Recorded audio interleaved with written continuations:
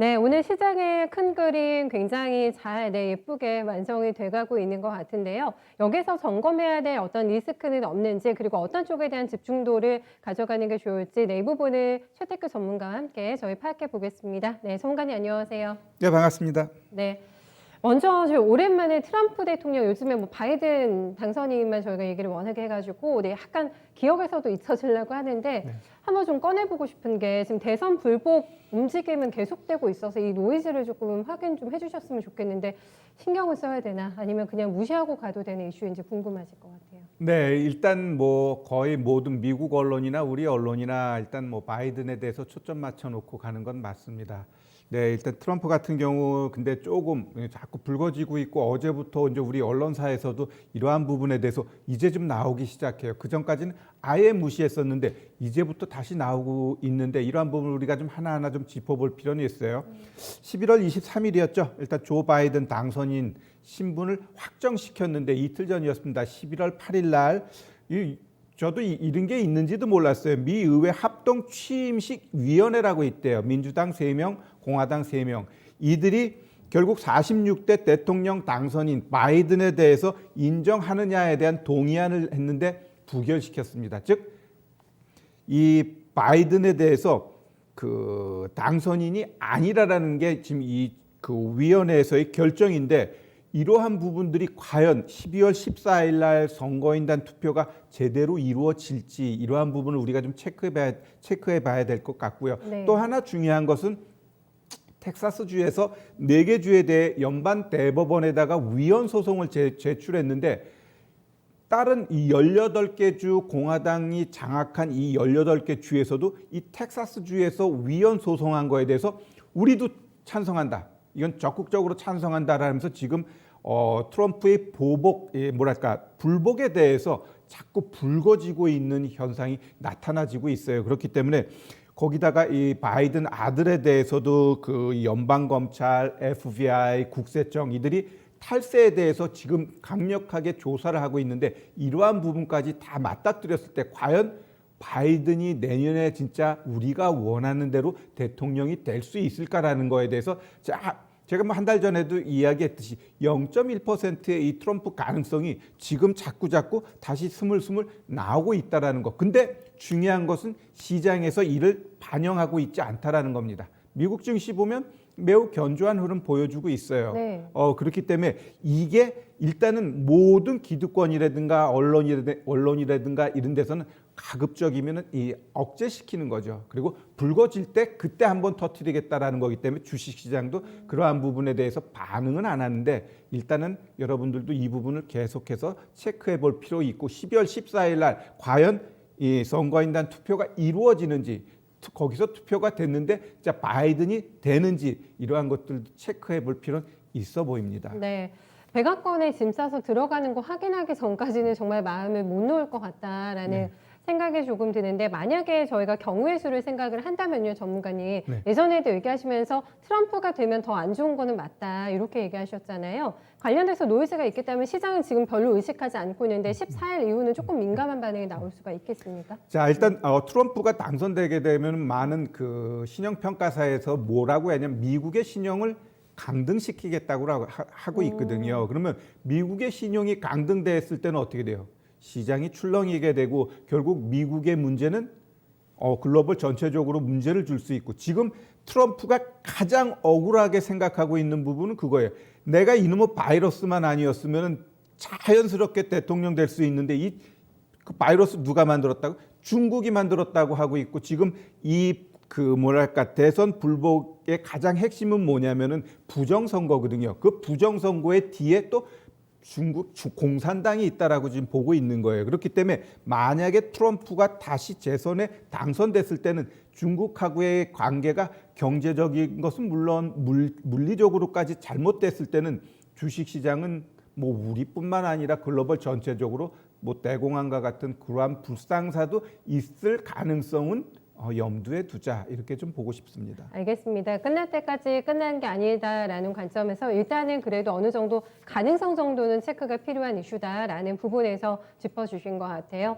다음은 오늘 앞에서도 저희가 얘기를 가장 많이 하게 되는데요. 탄소 중립 이 선언과 관련해서 어제 흑백 영상으로 문재인 대통령이 등장을 했어요. 회색 비탄을 표현하기 위한 의도였다라고 하는데 직접 이렇게 대국민 연설까지 하게 되면서 오늘 시장이 굉장히 핫하게 반응하고 있습니다. 주식들이요. 네, 일단 뭐 현 정부는 뭐 그린에 대해서 목숨 걸었죠. 뭔가 그 뭐 국민을 위해서 해준 게 아무것도 없고 어차피 지지율이나 이런 거 모든 게 떨어졌기 때문에 언론 플레이 차원에서도 이 탄소 중립을 계속 또 강조하는 것 같아요. 분명히 이 후대를 위해서는 이 저탄소 산업 생태계 조성은 반드시 필요합니다. 반드시 필요하고 결국 이산화탄소를 줄이고 배출가도 저감하고 이러한 것들은 장기적인 플랜을 갖고 나아가는 거지 지금 당장 뭐가 갑자기 확 바뀔 수 있는 게 아니거든요.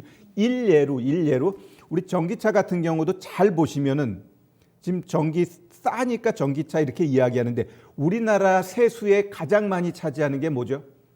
석유예요. 우리 석유 우리 기름 넣을 때마다 70% 80%가 세수인데 그 만약에 모든 내연기관차를 전기차로 바꿨을 때 그 세수를 누가 커버해 줄 거냐. 그랬을 때 나라 재정이 빵꾸 나면서 크게 문제가 될 수 있어요. 그러면 나중에는 전기차도 전기세가 올라갈 수밖에 없다라는 거거든요. 네. 그러니까 모든 게 다 준비가 된 상태에서 이런 것들이 이루어져야 된다는 건 우리가 좀 알아봐야 될 것 같고 일단 뭐 시장에서 한번 던졌기 때문에 이들 종목이 또 올라가는 모양새가 나타났는데 일단 관련돼서 일단 최고는 뭐 캐시코트레일 것 같아요. 캐시코트레일 같은 경우 오늘 신고가를 만들어줬는데 자 제가 지금 시장에서 가장 강조하는 건 뭐냐 일단 종목들 목표가를 높여가자 왜 시장이 좋으니까 단 신고가 만들었을 땐 비중 줄이자 그 신고가 만드는 데서 비중을 확대하는 게 아니라 비중 줄이고 그 비중 줄인 종목으로 바닥에 있는 종목 찾자 이렇게 말씀드리는데 네. 자 그러면은 바닥에 있는 종목 오늘 같은 경우 잘 보면 또 리테일 종목들 움직이는데 이 리테일 관련된 종목 차트 한번 보면 제가 원하는 차트가 결국 이러한 차트고 이러한 차트를 여러분들이 찾았을 때는 시장에서 수익이 난다라는 겁니다. 이 차트 잘 보시면 결국 60일 이평선이 어떻게 돼요? 이 상황에서부터 60일 평선이 우상향으로 가는 겁니다. 그리고 정배열 만들어 놓고 이격 벌어지니까 떨어지고 떨어진 자리에서 60일에서 종목이 일주일 정도 횡보하니까 오늘 같은 날 팡 싸주는 거거든요. 네. 자 그러면 똑같은 GS 리테일도 마찬가지 똑같은 차트 만들어 놓고 얘는 조금 더 버벅댔지만 결국 지켜줄 이 60일을 지켜주니까 쏴주는 겁니다. 그냥 뭐 한 달 갖고 있다가 뭐 7, 8% 수익 괜찮잖아요. 네, 결국 이러한 식으로 여러분들이 시장에선 종목 찾자. 즉 결론적으로 이야기하면 종목들에 대한 목표가 높이되 신고가를 만든 종목은 비중 줄이고 그 비중 줄인 종목은 이렇게 바닥에서 이평선 만들어서 자리 잡은 종목들 이런 것들은 업종 이런 거하고 관계 없어요. 결국 자리 만들어 놓으면 거기에 수급이 들어왔다라는 거거든. 만들어 놨으니까. 그럼 거기서 한번 퐁 치고 올라가니까 결국 이러한 종목을 우리가 관심 갖고 매매하면 지금 시장에서 소외받을 일 없어요. 왜 나는 시장 좋은데 수익이 안 나?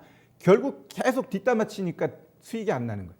조금 이런 종목 사가지고 기다리면 자연스럽게 10% 수익 나는데 자꾸 그냥 가는 종목 쫓아가서 매수하니까 엇박자가 난다 이렇게 좀 말씀드리고 싶네요. 네, 그린홀딩 케미칼이나 지금 캐시코트레일이 다 신고가 라인이고 그 밖에도 종목들이 많은데 지금 리테일로 결론을 지어주셨잖아요. 이 섹터 안에서는 리테일 같은 모양을 가지고 있는 종목 없습니까? 후성은 예전에 저점 공략 기회 주셨는데 골든크로스가 나긴 했거든요 오늘. 네, 후성은 어떻게 보세요? 자 우리 후성 차트 보면 좀 윗골이 달았죠. 윗골이 달았고 오늘 급등하면서 얘가 다시 한번 60일 이평선을 만들려고 하는 모양새가 나와요. 그러면 얘는 결국 그리고 우리 중요한 건 뭐냐면은 이 10,000원 밑에서 호가하고 10,000원 위 호가하고는 10원씩 가다가 10,000원 넘어가면 어떻게 50원씩 올라가요. 그러면은 결국 얘 같은 경우 지금 10,000원 넘어가면서 오늘 고점이 얼마냐면은 1,650원이었으면 얘는 아마 다시 한번 10,000원을 하회하면서 여기서 좀 공방이 일어납니다. 그럼 이런 종목 제가 봤을 때는 충분히 다시 가요. 근데 서두르지 말고 오히려 9,500원, 9,600원 한번 기다려 보세요. 오게 돼 있어요. 그럼 거기서 딱 잡고 좀 기다리면은 오늘의 고점 치고 다시 올라간다. 이렇게 좀 강조해 드리고 싶네요. 알겠습니다. 앞서서 종목들이 어떤 쉽게 고점을 또 예측하지 말자라는 부분들 얘기를 해주셨는데 만기 이후에 지금 변곡점이 나오고 있다라고 봐야 되는 건지 지금 남은 12거래일 동안의 판도 변화 어떻게 전문가님 예측하실까요? 만기 이후 시장. 네. 자, 일단 시장 우리 이제 이 선물 옵션 만기 끝났는데 어제 이제 외국인 매도를 좀 기관이 좀 받아줬어요. 자, 미국 같은 경우는 다음 주가 이제 선물 옵션 만기일인데 미국 다우 지수나 이런 차트 보면 내일 한 번 더 음봉 나오면 걔네 좀 추세적으로 하락할 가능성 있는 차트로 좀 변하고 있습니다. 지금 시장 결국 저금리 유동성 이들이 시장을 계속해서 끌어가고 있고 그러다 보니까 주식, 부동산, 뭐 원자재, 골동품 안 올라가는 게 없어요. 결국 결론적으로 이야기하면 지금은 일단 더 간다. 그러면은 누가 더 바닥에서 소외받고 있는 종목 자리 잡았나 그 종목만 잡으면은 시장에선 자연적으로 수익 날 수 있으니까 너무 조급해하지 말고 그 종목 찾는 노력하자 이렇게 좀 말씀드리고 제가 말씀 안 드렸는데 오늘 8시에 제가 공개 방송하는데 거기서 이 자리에 종목 찾는 방법을 제가 알려드릴게요. 종목 찾는 방법. 일단 여기서도 힌트 조금 주시면 어떠세요? 뭐 섹터라든가 특별히 보시는 쪽이 있으세요? 자, 그런 제가 지난번에 쪽에 나오는? 시멘트 관련된 종목들 많이 이야기해드렸죠. 건설 쪽도 얘기했고. 자, 그러면 그 당시에 이제 한일 현대 시멘트 내가 이제 5일선 쫓아가자 했는데 지금 보시면 장대 양봉 나오고 오늘도 갭 떠놓고 음봉 나와 버립니다. 그러면 얘도 여기서 자리 만들어 놓고 올라가고 있죠. 그러면 이런 애들은 아마 제가 봤을 때 여기 33,350원까지는 그냥 올라가게 돼 있어요. 그러면 이런 종목 5일선에서 쫓아가면서 일단 목표가 여기 보면서 가세요.